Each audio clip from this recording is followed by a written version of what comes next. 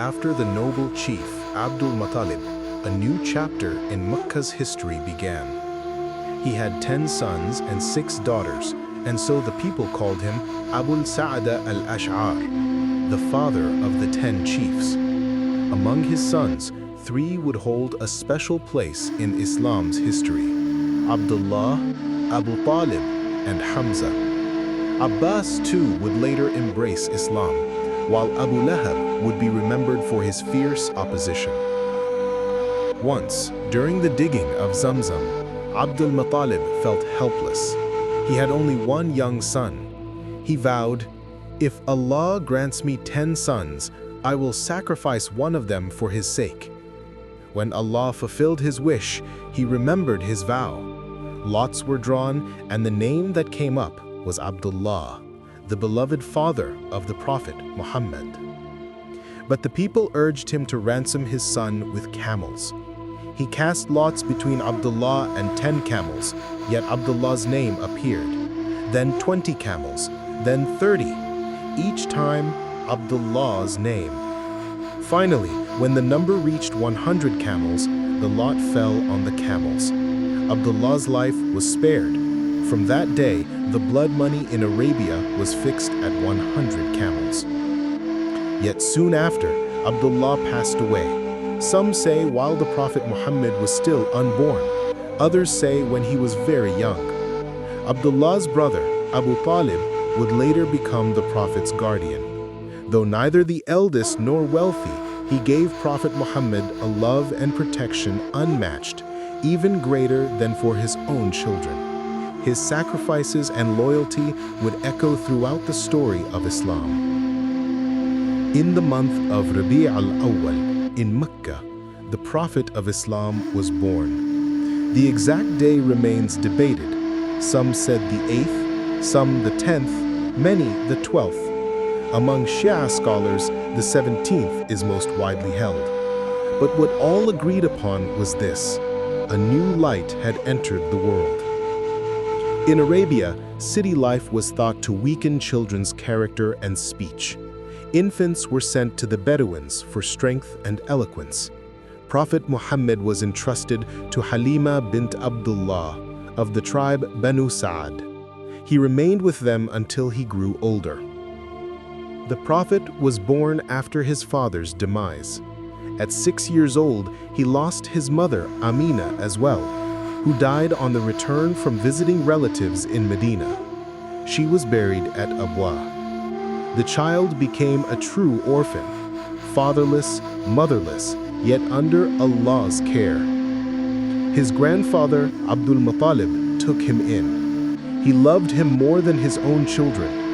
Near the Kaaba, Abdul Muttalib had a seat none of his sons dared occupy, but the young Prophet Muhammad would sit there without hesitation. When others tried to move him, Abdul Muttalib would say, "Leave him. By Allah, he will have a greatness that will be revealed." At 8 years old, the Prophet Muhammad lost his grandfather. Guardianship passed to Abu Talib. History records his care.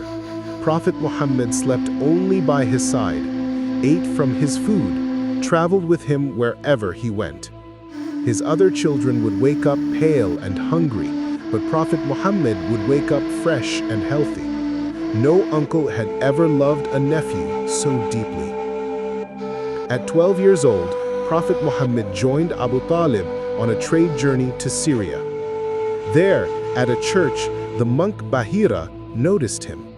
Seeing his features, he told Abu Talib, "Guard this boy well and beware of the Jews." He advised that Prophet Muhammad not be taken further into Syria. Abu Talib replied with trust, "Allah's protection is sufficient." As he grew, his character stood out. Patience, honesty, kindness, justice, respect for neighbors, he was unlike any other in Makkah. The Quraysh gave him the name that would last forever: al-Amīn, the Trustworthy. At 20 years old, Prophet Muhammad joined the pact of Hilf al-Fudul. Quraysh's clans agreed, "We will defend the oppressed, whether resident or stranger, until his right is restored. Years later, the Prophet Muhammad would say, "If I were called to such a pact in Islam, I would answer it." At 25 years old, Prophet Muhammad undertook a caravan for Khadijah bint Khuwailid, a respected and wealthy merchant of Quraysh. She offered him double the usual wage. His honesty and wisdom brought her more profit than ever before. Impressed, Khadijah sent her friend Nafisa bint Munabbih to propose marriage. At the time, Prophet Muhammad was 25 and Khadijah around 40. Her uncle, Amr ibn Asad, represented her, while Prophet Muhammad was represented by his uncle, Abu Talib.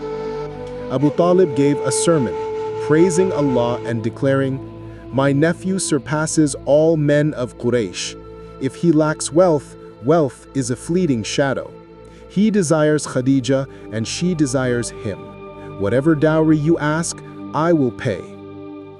The dowry was set at 12 ounces of gold and 25 camels. Khadijah radiallahu ta'ala anha was the first woman the Prophet married, and during her lifetime he married no other. At 35 years old, floods weakened the Kaaba. Quraysh resolved to rebuild it, using only lawful wealth. Each clan was given a portion of the walls. But when it came time to place the black stone, a dispute erupted. Every clan claimed the honor. Swords nearly came out. At last they agreed. The first man to enter through the gate of Banu Shayba would decide. That man was Muhammad, son of Abdullah. He asked for a cloth, placed the black stone on it, and invited each clan leader to lift it together. Then he set it in place with his own hands. The dispute ended, and his wisdom shone across Arabia. From orphan child to al-Amīn, from youth in Quraysh to the honored husband of Khadijah, from the Kaaba's rebuilding to the wisdom of leadership, Allah was preparing his final messenger. Soon, the call of truth would be heard. Muhammad Rasulullah.